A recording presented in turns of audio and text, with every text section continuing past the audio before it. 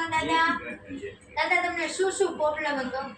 પેલા ઉધરસ હતી, ઉધરસ હતી, શ્વાસ જેવું હતું, કમર દુખતી કમર દુખતી, અને પગ દુખતો. પગ દુખતો અને પાછળનો ભાગ સ્નાયુમાં દુખાવો હતો, હાથ દુખતો હતો.